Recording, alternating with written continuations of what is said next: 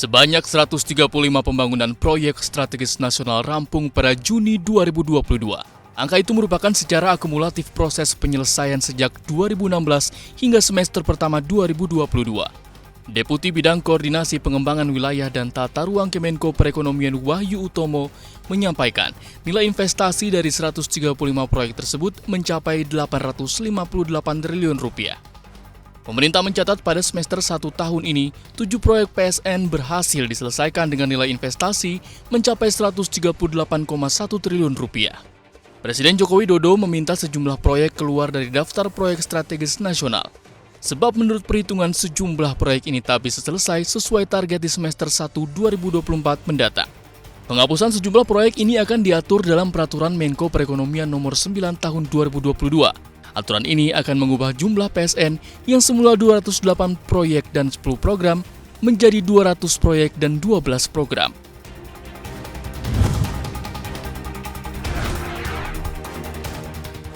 Pemerintah mencari investor hingga negeri Sakura.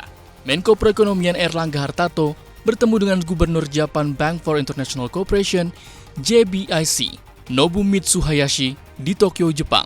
Dalam pertemuan tersebut, Erlangga membahas sejumlah proyek yang dibiayai JBIC di Indonesia. Erlangga mengatakan JBIC memiliki spesialisasi dalam memberikan pembiayaan dan sektor energi. Beberapa proyek infrastruktur utama yakni pembangkit listrik Tanjung Jati B, Jawa 1, dan pembangkit panas bumi Sarola dan Muara Laboh, serta proyek LNG Tangguh. Dalam pertemuan tersebut, Erlangga juga membahas proyek Masela yang akan menjadi semakin strategis, terutama pasca perang Ukraina dan Rusia dan karena melonjaknya kebutuhan gas dari negara-negara G7. Sementara itu, Gubernur JBIC Hayashi menyatakan Indonesia menjadi negara sangat strategis dan menjadi customer JBIC yang terpenting, dan JBIC mendukung proyek listrik 11,6 gigawatt.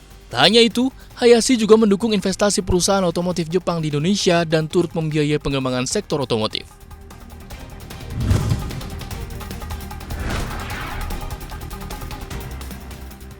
Organisasi Kerjasama dan Pembangunan Ekonomi atau Organization for Economic Cooperation and Development alias OECD mencatat rasio pajak Indonesia pada tahun 2022 berada di bawah rata-rata tax ratio negara-negara di kawasan Asia Pasifik. Menurut lembaga tersebut, tax ratio Indonesia pada tahun 2022 sebesar 10,1% produk domestik bruto atau lebih rendah dari rata-rata tax ratio Asia Pasifik yang sebesar 19% PDB.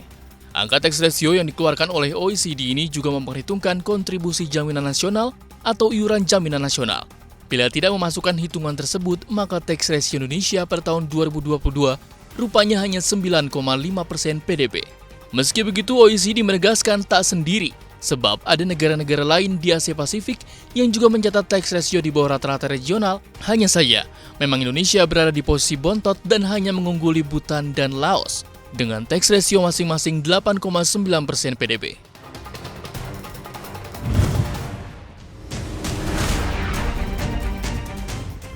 Serangan baru dilancarkan Rusia ke pasukan gas Eropa setelah menurunkan kapasitas Nord Stream 1 hingga menjadi 40% dari kapasitas normal sejak Juni dan mematikan sementara 10 hari guna pemeliharaan. BUMN gas Rusia Gazprom mengatakan hanya akan menyalurkan 33 juta meter kubik gas per hari. Besaran itu hanya setengah dari pasokan saat ini yang sangat kurang bagi benua biru dan dapat mengancam Eropa dalam krisis energi. Pengumuman disampaikan melalui sebuah postingan di Twitter. Rusia mengaku penutupan turbin itu akibat masalah teknis di stasiun kompresor Partovaya. Sebelumnya, masalah dengan turbin produksi Siemens ini jadi alasan Rusia menurunkan aliran gas Nord Stream 1 sebanyak 60% bulan lalu. Rusia menyebutkan perbaikan dan pengiriman turbin dari Kanada ke Rusia terkendala akibat sanksi yang dijatuhkan Barat kepada pemerintahan Vladimir Putin.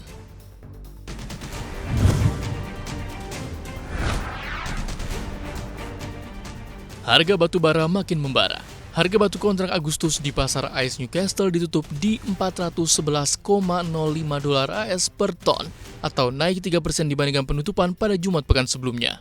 Kenaikan tersebut membawa harga emas hitam kembali level psikologis $400 AS per ton setelah sempat jatuh dan bergerak di bawah level tersebut sejak 15 Juli 2022. Secara keseluruhan, harga batubara melesat 17,4% dalam sepekan secara point to point. Dalam sebulan, harga batubara juga naik 6,2%, sementara dalam setahun masih melesat 176,8%. Pada pertengahan Juli, harga batu bara mulai kembali bergejolak tembus $400 Amerika Serikat karena meningkatnya kekhawatiran pasokan gas di Eropa. Risiko pasokan gas yang masih ada akan membantu pergerakan harga batu bara.